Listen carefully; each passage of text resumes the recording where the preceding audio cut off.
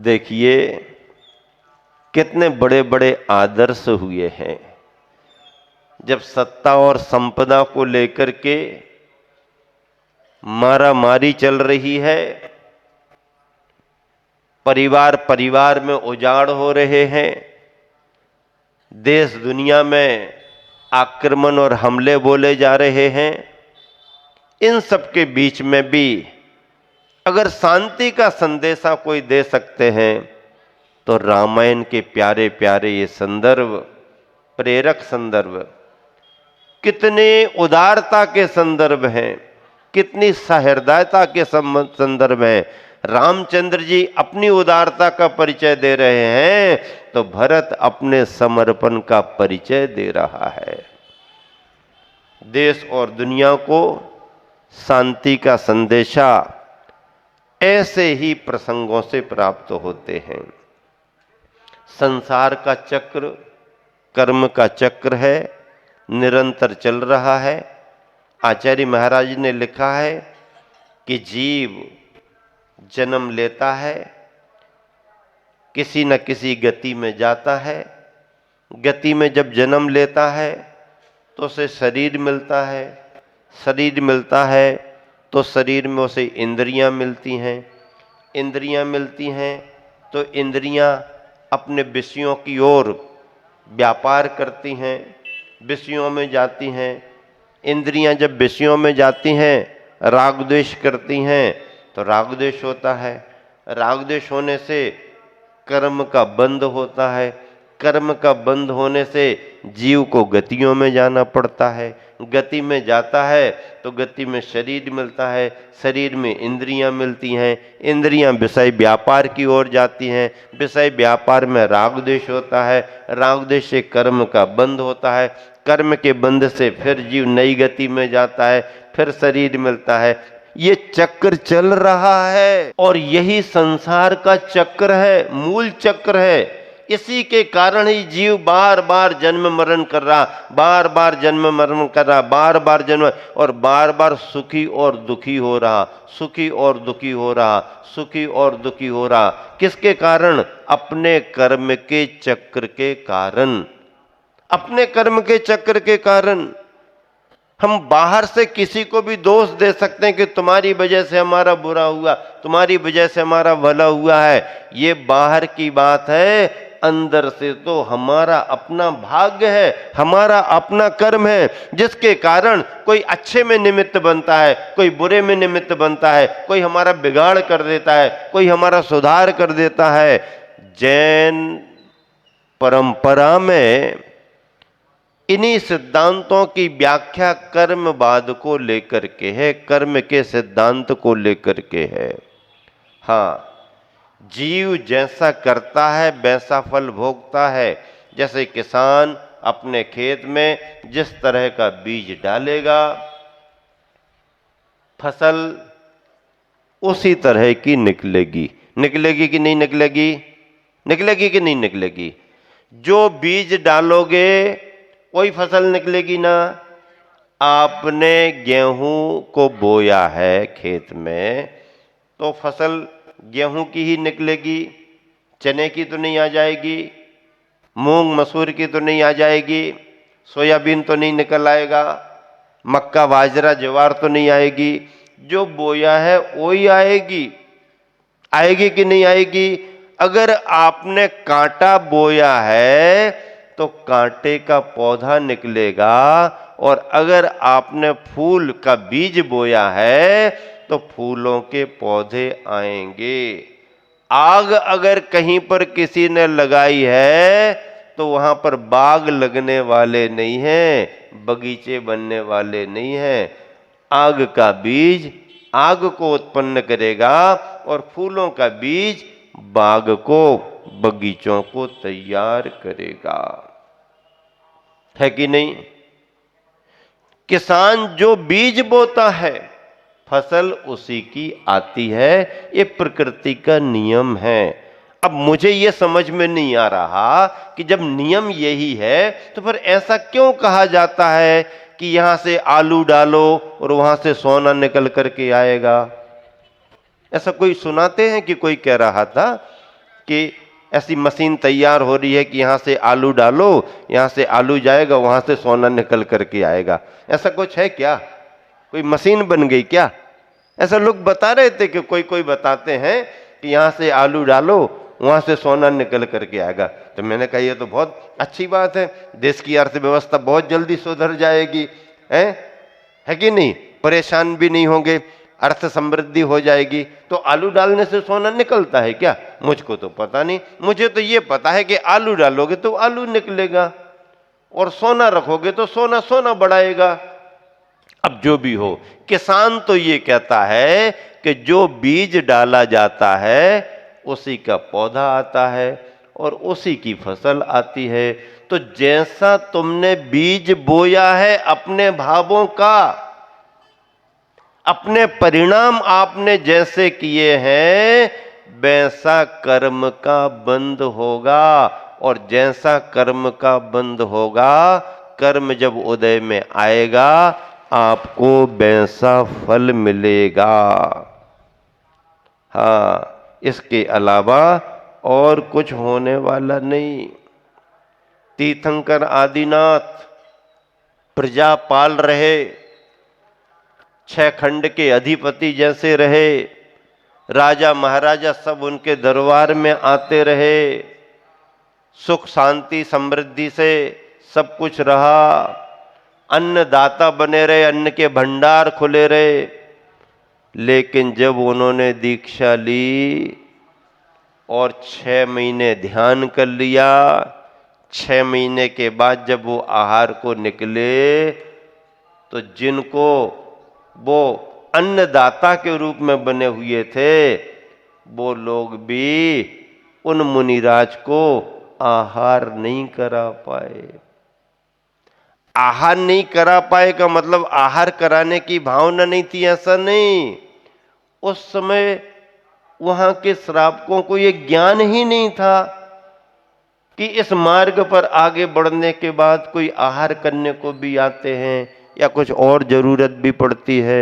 उन्हें ये लगा इन्हें कोई जरूरत होगी तो जो जो गृहस्थ विचार कर सकता है उसके साधन सामग्री वो देने लगे। ये कपड़ा ले लो, ये रतन ले लो, ये हाथी ले लो, ये घोड़ा ले लो, ये पालकी ले लो, क्या चाहिए तुम्हें, जो चाहिए वो ले लो। मतलब उनको साधना के मार्ग का ज्ञान ही नहीं था। सर्वारंभ परिग्रह त्यागी साधक अगर बस्ती में आया है तो केवल किस आवश्यकता को लेकर के आया है, ये उनका ख्याल ही नहीं था। वो तो ये मान रहे थे जैसी हमारी तुम्हारी आवश्यकताएं उनकी पूर्ति करना हो तो कर दो। क्यों नहीं जा रहा? क्योंकि उस समय आदिनाथ के कर्म की तीव्रता ऐसी थी कि इंद्र का भी ज्ञान काम नहीं किया, भरत बाहुबली को भी समझ में नहीं आया, किसी को भी समझ में नहीं आया। क्यों? कर्म का चक्र उस समय ऐसा चल रहा था कि उन्हें आहार का लाभ होना ही नहीं था। और जब आहार लाभ होने का समय आया तो राजा श्रेयांश को सपना आ गया और अक्षय की तृतीया प्रसिद्ध हो गई। वो तृतीया वैशाख शुक्ल तृतीया अक्षय के रूप में प्रसिद्ध हो गई। आहार दान संपन्न हो गया। कर्म का योग होता है तो कार्य बन जाते हैं, और कर्म का योग ना हो तो कार्य बनते नहीं है। ऐसे सिद्धांत की मान्यता से क्या फायदा होता है? ऐसा सिद्धांत मानने से परिणामों में समता भाव आता है। अगर हम सफल हो गए तो अहंकार नहीं आता है। भाई ठीक है, समय योग था, काम बन गया, अहंकार नहीं आएगा। और अगर हम सफल नहीं हो पाए, काम नहीं बन पा रहा, तो निराशा भी नहीं आती है। भाई अभी अपना समय ठीक नहीं चल रहा, थोड़ा शांति रखो, थोड़ा धैर्य रखो, थोड़ा समय टालो, इसके बाद कभी ना कभी तो अपना काम बनेगा। ऐसी भावना से समता भाव आता है। और समता का भाव सबसे बड़ी पूंजी मानी गई है, सबसे बड़ी पूंजी मानी गई है। कर्म का सिद्धांत कहता है जीव के साथ कर्म बंधे हुए हैं। क्या बंधे हुए हैं? कर्म बंधे हुए हैं। कर्म किसने बांधे? किसी दूसरे ने बांध दिए क्या? नहीं, कर्म तो हमने अपने अपने बांधे हैं। साथ साथ जन्म लेने वाले जुड़वा भाई जुड़वा बहन भी आ जाए तो भी उनके भाग्य अलग अलग रहते हैं। बाकी भाई बाकी बहनों को तो छोड़ो, बाकी परिवार को तो छोड़ो, अगर समय में थोड़ा ही सा अंतराल लेकर के भी जुड़वा संतान आई है तो भी उनके अपने अपने भाग्य होते हैं, अपना अपना कर्म होता है। एक व्यक्ति करोड़पति हो रहा है, सैकड़ों नौकर चाकर लगे हुए हैं, पुण्य का उदय है, पूरे शहर में नाम है, लेकिन बीमार बहुत रहता है। क्या बात आ गई? अब नाम बहुत है, व्यापार अच्छा है, धन संपदा बहुत है, पर बीमार रहता है। अब बीमारी में भी ऐसी बीमारी कि खाने पीने के नाम पर डॉक्टरों ने सब मना कर दिया, ये मत खाओ, ये मत खाओ, ये मत खाओ, ये मत खाओ, ये मत खाओ, ये मत खाओ, तो गुस्से में आ जाता है, क्या खाऊं कहता है, कुछ तो खाना पड़ेगा। तो डॉक्टर भी कह देता जो खाना है सो खाओ, हमारा दिमाग मत खाओ। डॉक्टर भी क्या कह देता है, तुम्हें नहीं मानना, तुम्हें जो खाना खाओ, हमारा दिमाग मत खाओ। ये नहीं खा सकते, वो नहीं, नौकर चाकर सब खा पी रहे हैं, सब खा पी रहे हैं, मालिक होकर के भी उपभोग नहीं कर पा रहा, मालिक होकर के भी उपभोग नहीं कर पा रहा।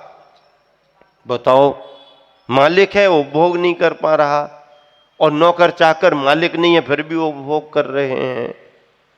एक व्यक्ति ऐसा है, शरीर स्वस्थ है, बलिष्ठ है, अगर उसे पत्थर भी दे दो तो चबा जाए, पचा भी जाए, चबा भी जाए, पचा भी जाए, लेकिन उसको दाना नहीं मिल रहा है।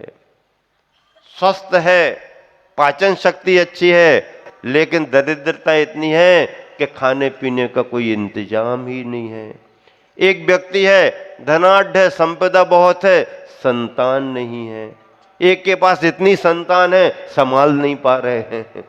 बताओ क्या है ये, क्या है? इतनी संतान होगी कि नाम रखने को नहीं मिल रहा, क्या नाम रखें, क्या नाम? एक एक दो दो संतान में परेशान है कि क्या नाम रखें। बताओ, एक एक दो दो संतान में व्यक्ति इतना परेशान है कि महीनों से डिक्शनरी, ये वो, ऐसा वैसा, और ये रखूं कि वो रखूं, तय नहीं कर पा रहे 4-5 सदस्य मिलके, क्या नाम रखूं, क्या नाम रखूं, क्या नाम। महाराजों को भी परेशान करने लगते, महाराज नाम तो बताओ, महाराज नाम तो बताओ। तुम पैदा करो, महाराज नाम रखें। महाराज का यही काम बचा है क्या? तुम अपना परिवार बढ़ाओ, महाराज जियों को काम में लगाओ। माता जी नाम रख दो, महाराज जी नाम रख दो, महाराज माता जी यही करते रहेंगे क्या? चलो ठीक है, इस भावना से कुछ कह देते हैं, संबोधन अच्छा हो। संबोधन अच्छे होते हैं तो संबंध भी अच्छे होते हैं।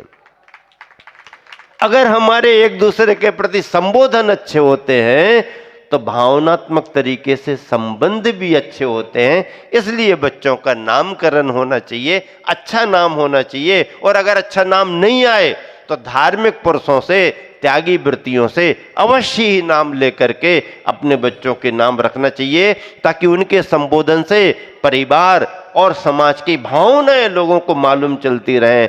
जिसमें बहुत अच्छा भाव जुड़ा हो, ऐसे नाम रखना चाहिए, संबोधन होना चाहिए। लेकिन कुछ तय आपको भी तो करना चाहिए ना। अब कहने लगे महाराज एक आध दो हो तो तय करें, बहुत ज्यादा है तो क्या करें, कितने के रखना है? 8-10 हो गए तो हमने कहा जनवरी, फरवरी, मार्च, अप्रैल, मई, जून, जुलाई रख दो ना, 12 महीने के नाम, क्या फर्क पड़ता है? अब ज्यादा है तो ज्यादा रख दो, कुछ भी रख दो, कम है तो 1-2 को सोच विचार करके रखो, ठीक है। मतलब एक व्यक्ति ऐसा है कि धनाढ्य होकर के भी उसको संतान सुख नहीं है। एक व्यक्ति ऐसा है कि संतान बहुत है, परवरिश नहीं है, कोई व्यवस्था नहीं है, कोई ध्यान नहीं देते हैं। ये सब क्यों? ये सब कर्म का चक्र चल रहा है। और ऐसे कर्म के चक्र को समझने के लिए आपको जैन दर्शन को समझना पड़ेगा। बंधुओं, जो भी संसार का परिणमन चल रहा है, जो भी प्राणियों का परिणमन दिख रहा है, इसमें हमारा भाग्य का चक्र, हमारे कर्म का सिद्धांत है। जीव के साथ जो कर्म बंधे हुए हैं वो जैसे दूध के अंदर है, आपने पानी को मिक्स कर दिया है। अब पानी अलग प्रकृति का था, दूध अलग प्रकृति का है, लेकिन पानी जब दूध के अंदर चला जाता है तो ऐसा मिक्स हो जाता है, पकड़ में ही नहीं आता है, पकड़ में ही नहीं आता है। पकड़ में बगुले को नहीं आता, बगुला दूध पानी एक मान करके पी लेता है, लेकिन जो हंस होता है दोनों का अंतर समझता है। अज्ञानी प्राणी जीव और कर्म के सिद्धांत को अलग अलग नहीं समझ पाता है। ज्ञानी प्राणी विवेकी और हंस के समान स्वभाव रखने वाला कर्म को और जीव को, पुद्गल को और जीव को अलग अलग समझ लेता है। तू चेतन अरु देह अचेतन। तू कैसा है? तू चेतन है, ज्ञानवान, दर्शनवान है, संवेदनशील है। तू चेतन अरु देह अचेतन, यह जड़। तू ज्ञानी मिले अनादि यतन ते बिछुड़े, ज्यों पय अरु पानी मिले अनादि। अनादि से दूध पानी मिले हुए हैं, पय यानी दूध, अनादि से दूध पानी मिले हुए हैं, लेकिन बिछुड़े अलग अलग हो सकते हैं। कैसे? ज्यों पय अरु पानी, दूध और पानी को हम जैसे अलग अलग कर देते हैं, ऐसे ही अपने चेतन आत्म तत्व को और कर्मों को हम अलग अलग कर सकते हैं। अब दूध में अगर पानी मिल गया तो कैसे अलग अलग करते हैं? बर्तन में रखो, तपाओ, गर्म करो, पानी निकल जाता है, दूध दूध बच जाता है। ऐसे ही राग के भावों से, देश के भावों से, विकारी भावों से हमने कर्म का बंध किया है, तो उस कर्म के बंध को हम स्वभाव भाव से, समता भाव से, बीत रागता से, रत्तो बंधदि कम्मम मुंचदि जीवो विराग संपन्नो, ऐसो जिनो बदेशो तम्मा कम्मेसु मारज्य। राग से कर्मों का बंध होता है, बीत रागता से छुटकारा मिलता है। ये जिनेंद्र भगवान का संक्षेप में उपदेश है। इसलिए राग, द्वेष और कर्म से बचना चाहिए, बीत रागता को अपनाना चाहिए। दूध और पानी को जैसे अलग अलग कर दिया जाता है, ऐसे ध्यान के बल पर, ज्ञान के बल पर, साधना के बल पर हम कर्मों से रहित होकर के शुद्धता को प्राप्त कर सकते हैं। इसी शुभ भावना से आज के अकर्तावाद को, कर्म के सिद्धांत को या आत्म स्वातंत्र रूप अपनी परिणति को आपने दार्शनिक दृष्टिकोण से सुना। 4 पंक्तियों को सुना करके विराम दे रहा हूं। यह संसार एक विचित्र बगीचा है। यह संसार एक विचित्र बगीचा है, इसे सभी ने अपने कर्मों से सींचा है। यह संसार एक विचित्र बगीचा है, इसे सभी ने अपने कर्मों से सींचा है। शुभ कर्म वाले ही पाते हैं फूलों की महक, शुभ कर्म वाले ही पाते हैं फूलों की महक। अशुभ कर्म वालों को सदा सूलों ने खींचा है, अशुभ कर्म वालों को सदा सूलों ने खींचा है। महावीर भगवान की जय।